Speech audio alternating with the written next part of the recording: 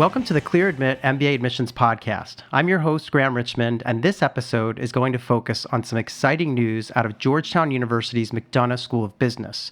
As many of you may have heard, the Georgetown McDonough School of Business recently announced the introduction of an online MBA offering.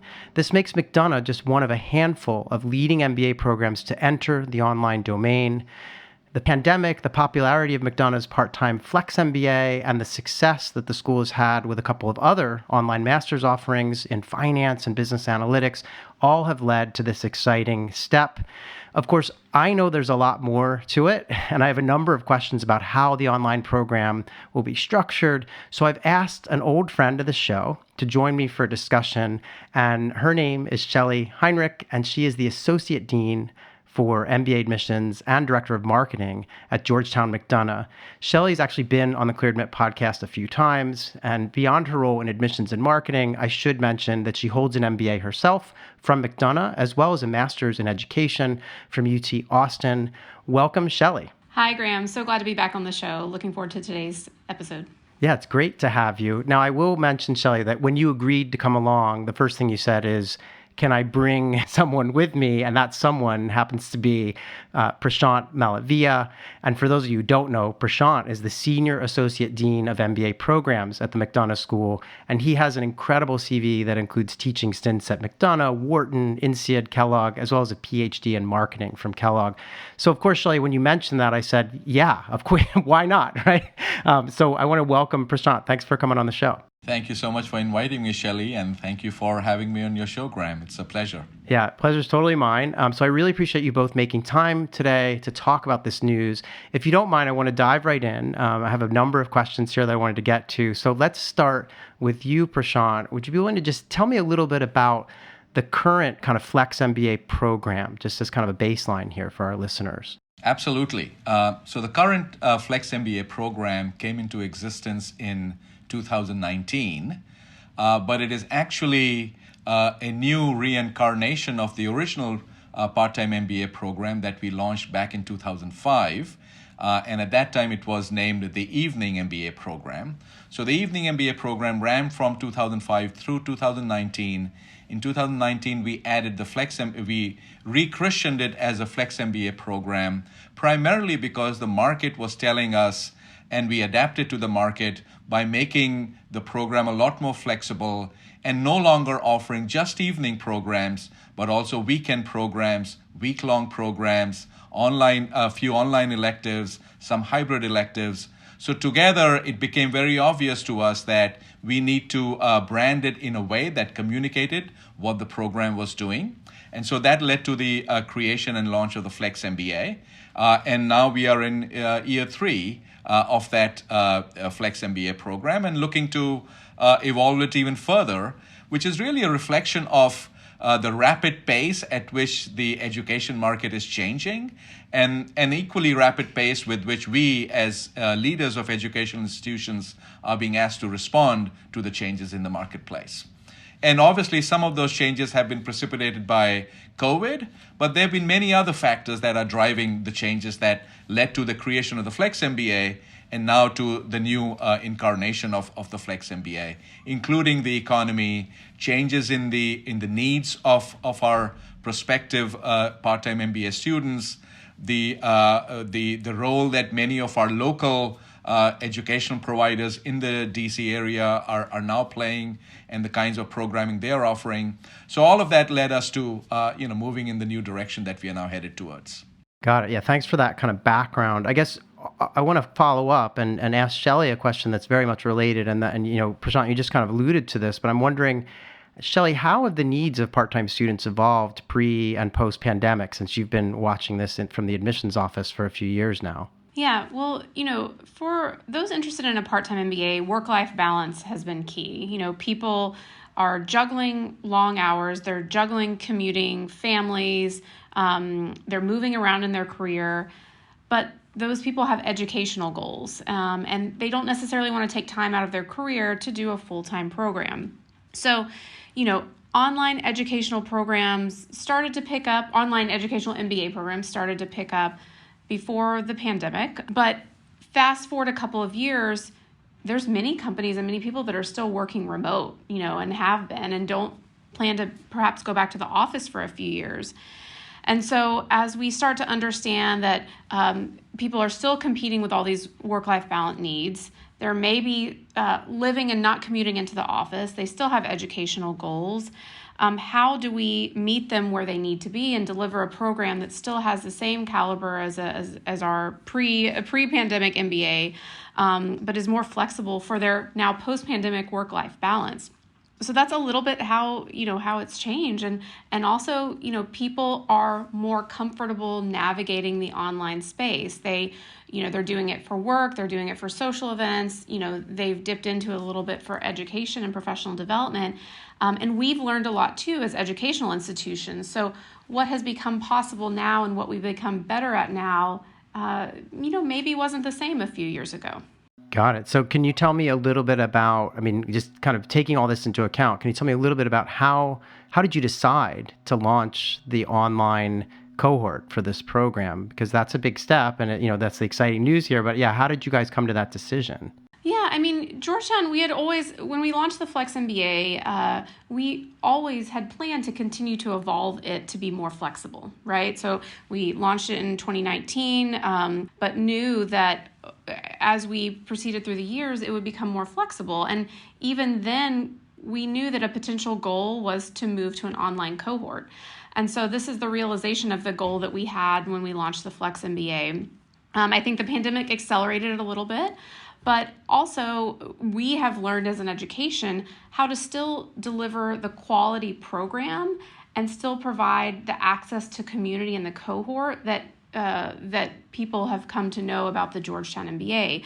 I think one of the things we didn't want to do was risk the quality or risk allowing people to continue to network, build community, build a cohort. And so through a task force that was created throughout the pandemic, we really dove into those issues of how do we deliver more flexibility, how do we deliver it online virtually, but do so while retaining the strengths of the program. And that was something we didn't want to sacrifice. We also knew that there was going to end up becoming two groups of people that even post-pandemic wanted to come back in person.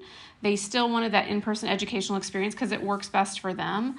But there was going to be, and so that's why we've kept the Flex MBA in person. We will still allow people to apply and complete the program on campus. But we knew there had developed a new group of students who, for whatever reason, weren't now going to be able to come into campus. Perhaps they moved away from the city. They moved to more rural areas. Perhaps their work-life balance childcare situation had just changed.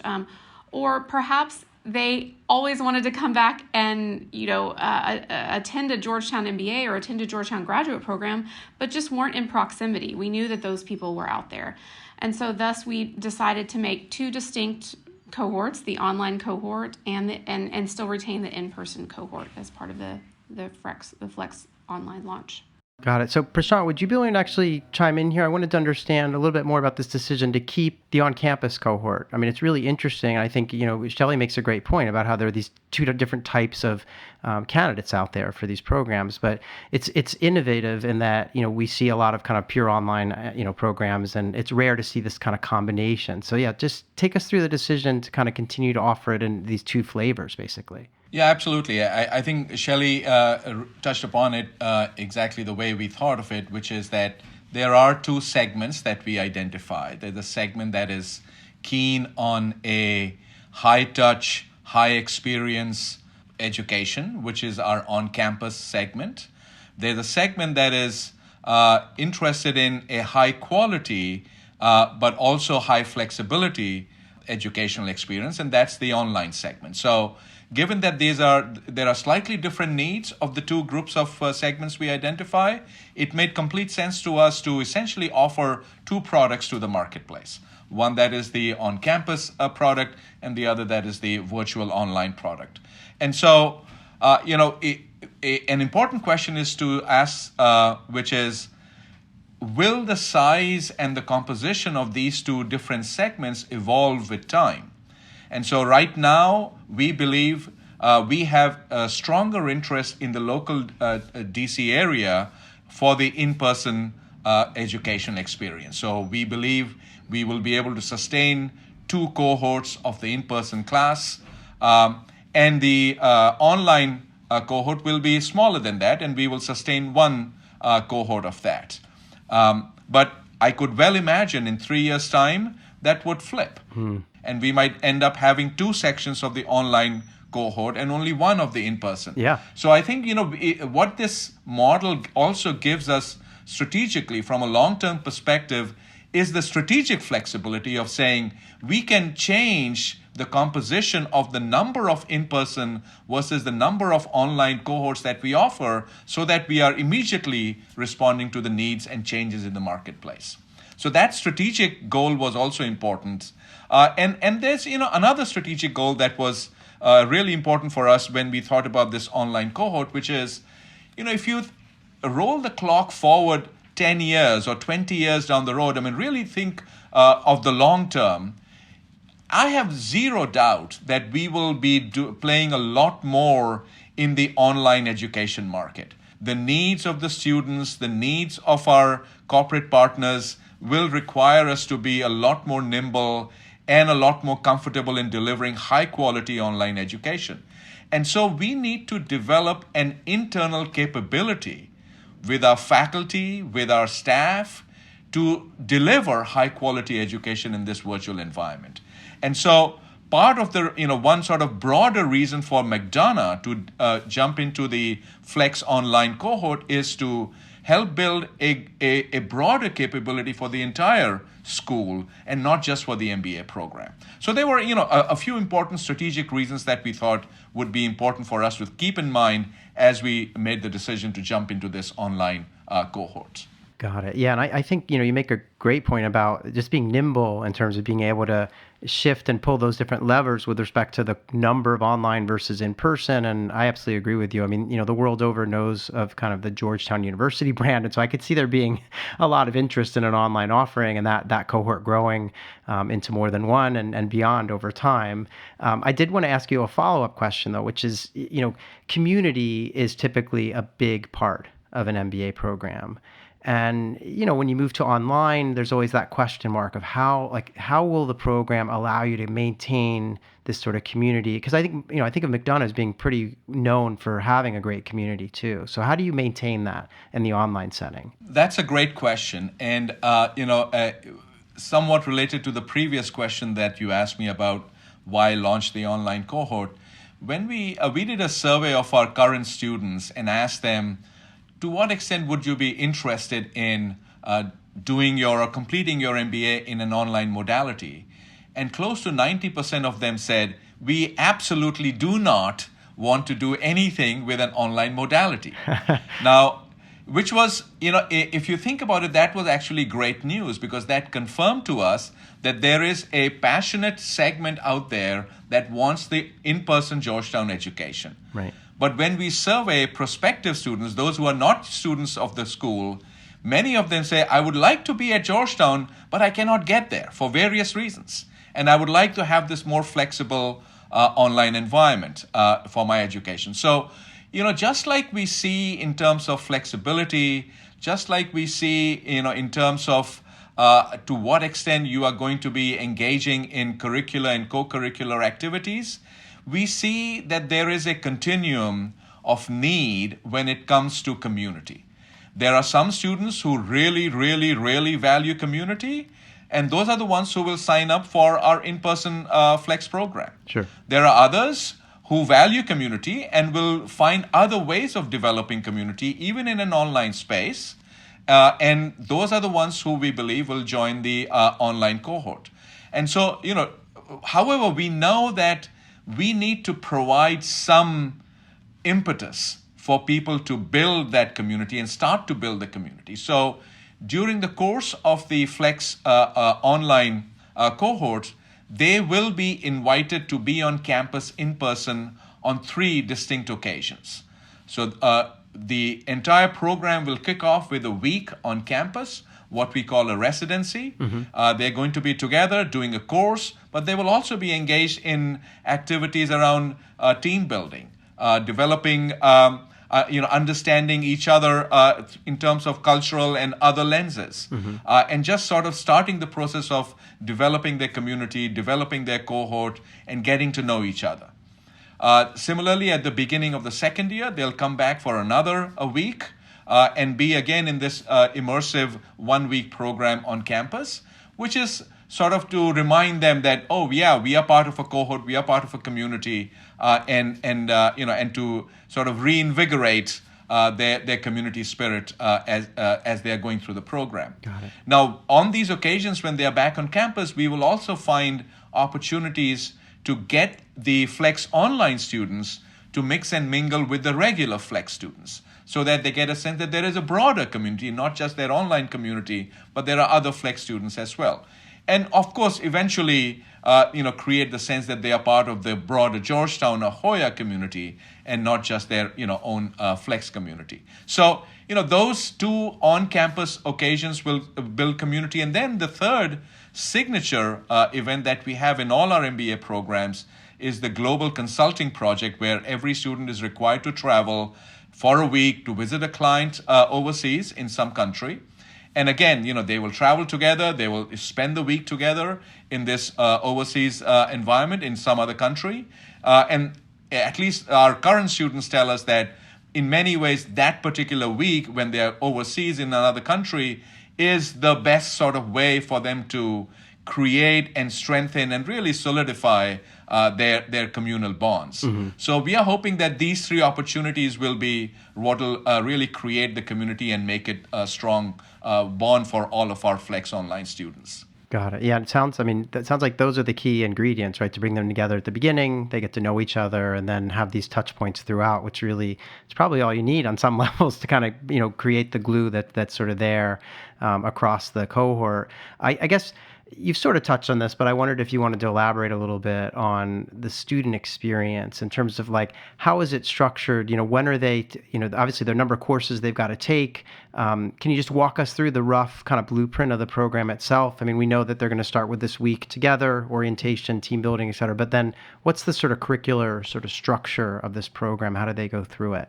So the beauty of the Flex Online design is that the curriculum is essentially exactly the same as the curriculum for the regular Flex students, the in-person students.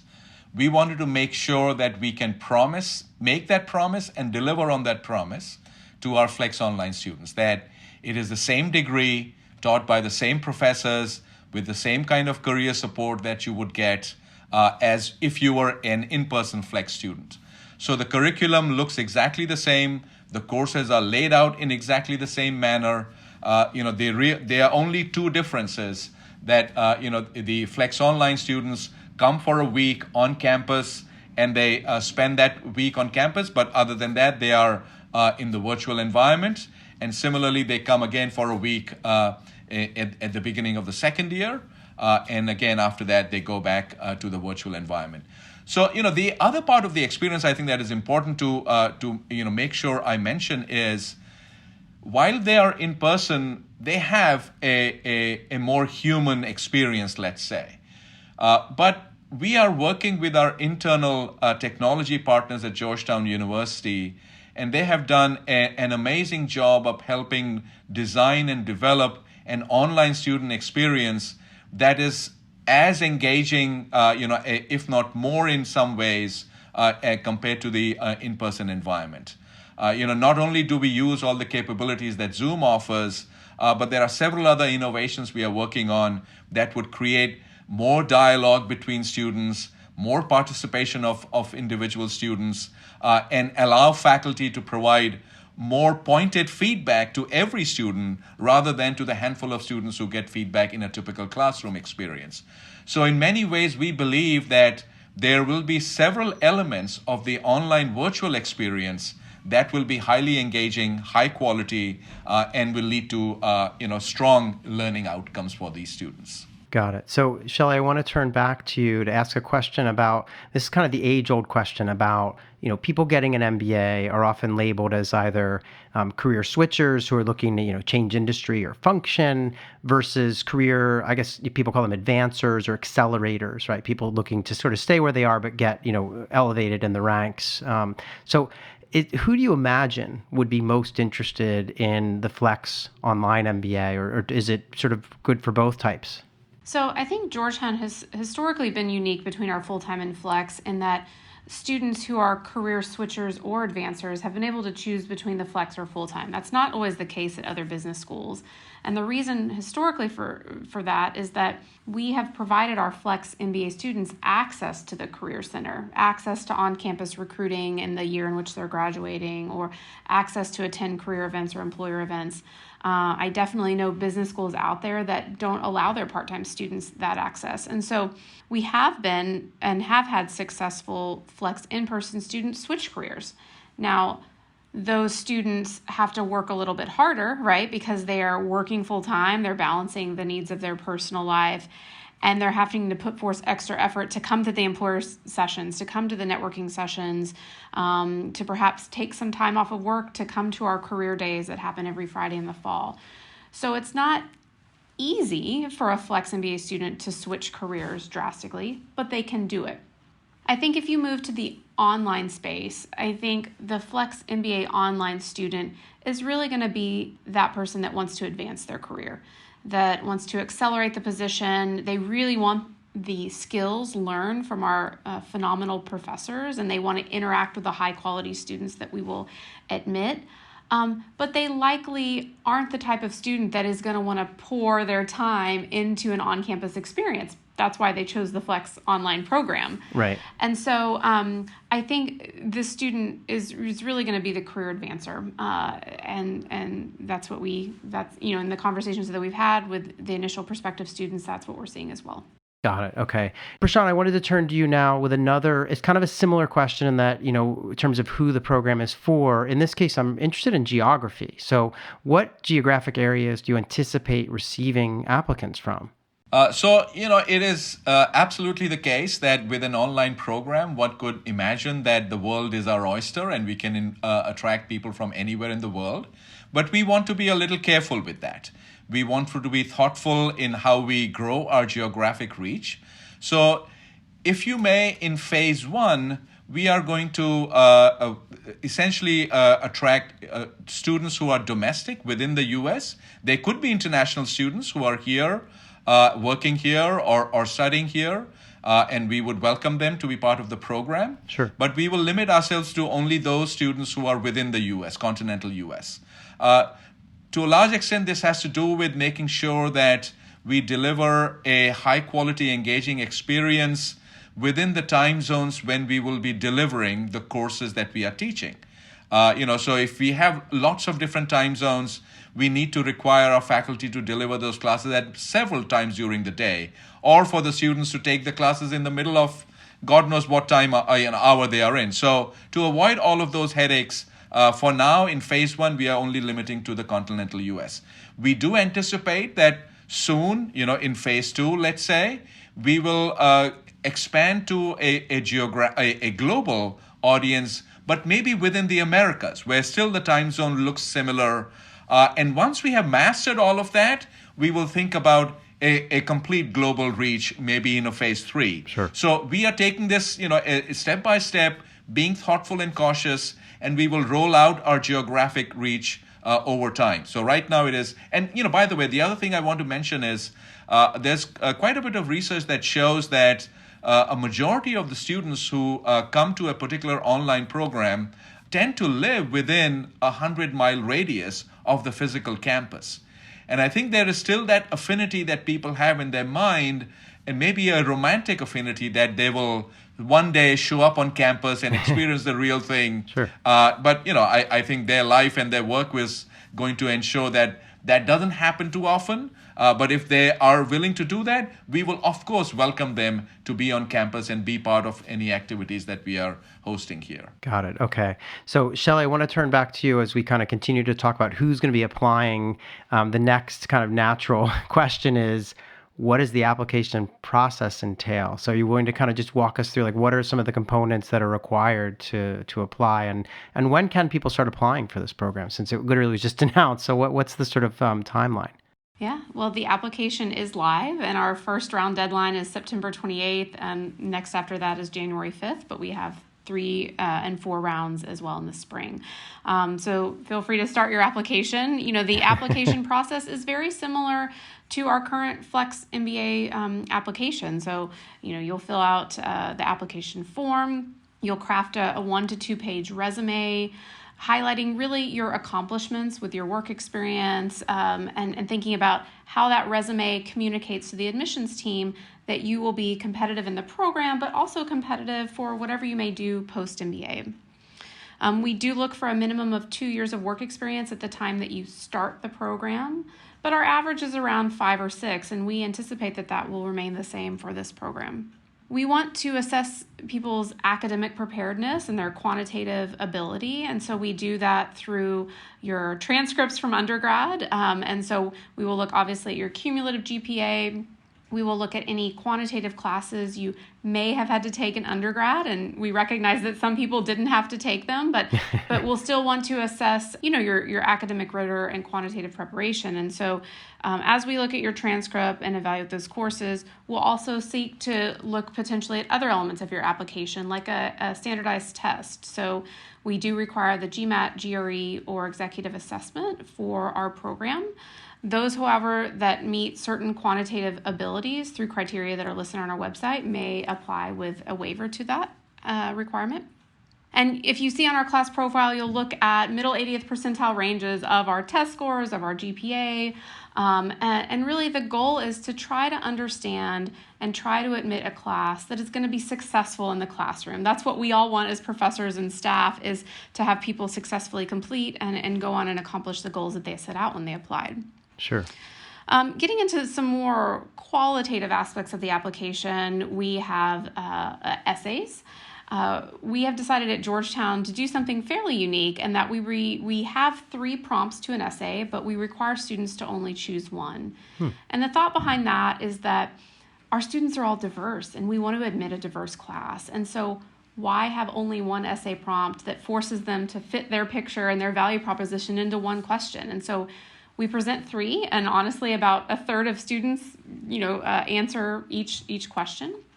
And it allows them to really think about and choose the question that resonates best with them. And I love that we made this change a few years ago. I love that, yeah.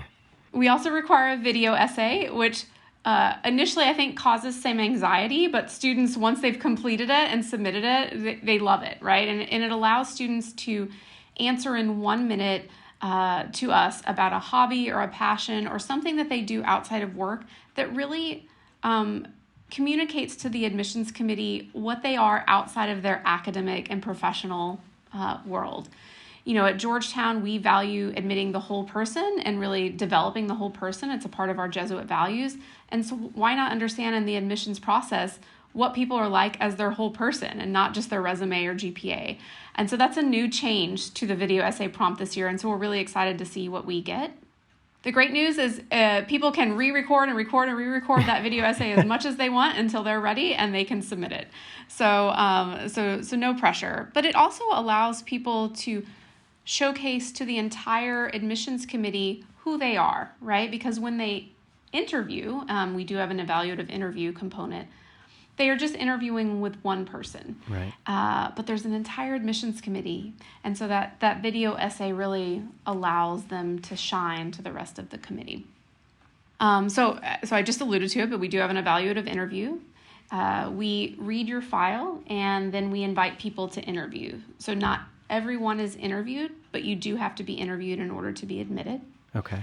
It's typically 20 or 25 minutes. We do it remote, virtually. We also are inviting people this year for on-campus interviews, and we'll be traveling to some cities to do interviews in person there. Okay. And students could be interviewed by a member of the staff, alum, or a current student. So all are weighted equally, but it really gives us a chance to have diverse viewpoints in the admissions committee process. The last component is the recommendation. So we require 1 letter of recommendation. If you are applying to the Flex program either in person or online, we would request that letter of recommendation be from your current supervisor, because we really want your employer buying into the fact that you're going to be balancing now a new aspect of your life. And so should there be a need for you to leave work early a couple of days or maybe take off a day, we want them a part of this process. But also, we want them to recognize that they're developing their own employees by allowing them to do this. They are going to have more qualified employees who can bring what they're learning in the classroom back to the office. And so it's a true benefit to the employer. We look forward to reviewing people's applications. We do have application webinars that they can attend both virtually and on campus. So please check out our website. We'd love to have you attend those and answer any more questions that you have about the process. Shelly, thanks for sharing all the components. I mean, that sounds, similar to what we see at most MBA programs, although I do love the fact that you're allowing people to choose an essay. The use of video is great as well. And obviously one recommendation letter from a current employer who's going to, as you said, be basically investing in the person's skill set. That's a much easier pitch. I remember when I personally had to make a pitch to my boss about leaving work to go full-time. That's a whole different thing. So online in your own time, part-time, that sounds great. I did want to ask Prashant a question, which is, what's, one of the things that I think is going to be on people's mind is the quality or the admissions approach going to be different for people doing the online version of this, Flex MBA, or is it, or the admissions standards going to be identical? Absolutely, the admission standards are going to be identical. That was an important criteria we wanted to include as we designed the Flex Online program, that the profile of the individual who was going to join the Flex Online cohort would be identical to that of the regular Flex in-person cohorts. These are individuals with similar work experiences, similar profiles, similar career aspirations. And this was important to us to make sure that we preserve the brand and the reputation of the brand, both for prospective students and employers, but also for our current students in the in-person cohorts, that they should have no concern that there is a dilution of the education or of the brand that they are earning through their hard work. So yeah, absolutely, it's going to be a similar profile. Okay, that makes a lot of sense. So taking a step back, Prashant, one kind of final question I had is, what are some upcoming goals for the MBA and McDonough as a whole? I mean, I'm kind of chuckling as I ask this question just because you guys seem to be doing a lot and really, innovating. And, as I said at the top of this show, you guys are one of the first kind of leading MBA programs to do online. There are only a small number of kind of top programs that do online MBA. So clearly you're early to that, and which is fantastic. But what are some of the other kind of upcoming goals? Yeah, no, that's a great question. And we are, if anything, we are ambitious and we want to do a lot. We have done a lot in the last 5 years since our current dean, Dean Paul Almeida, took over. I think the best way to think about what we have done and what we are up to is to think of 3 pillars that guide our strategic decisions. The first is we strongly believe in continuous innovation on the curricular side. We have rolled out 4 new MBA certificates. We have rolled out several new initiatives on the undergraduate side in terms of new majors and new minors and so on. So there's continuous curricular innovation that's going on. The second pillar is we are looking for steady growth in the business school. So that has led to us adding several new programs, like the Master of Science in Business Analytics, Master of Science in Environmental Sustainability and Business. We are looking to add a couple of new degrees as well in terms of specialized master's programs. We've launched a couple of undergraduate degrees that are joint degrees between the business school at Georgetown and the broader university. So there's steady growth that we want to have that just allows us to showcase the unique aspects of our education. And that really is the third strategic pillar that guides us, which is to create distinctive excellence. And for us, distinctive excellence comes from really 3 sources. Our presence in DC and access to all of the local players in DC that gives a business plus education rather than a business only education. The second source of distinctiveness is being part of a very collaborative university where people across different colleges and different programs work together very well. And, as you may know, Shelly has been leading an initiative of a new environmental science-focused business degree that is a joint degree between us and an initiative at the university, the Earth Commons Initiative. And the third source of distinctiveness for us is our long-standing Jesuit heritage. And so, what we are really trying to do is to have continuous innovation in the curriculum, steady growth in our programs, and creating distinctive excellence in everything we do.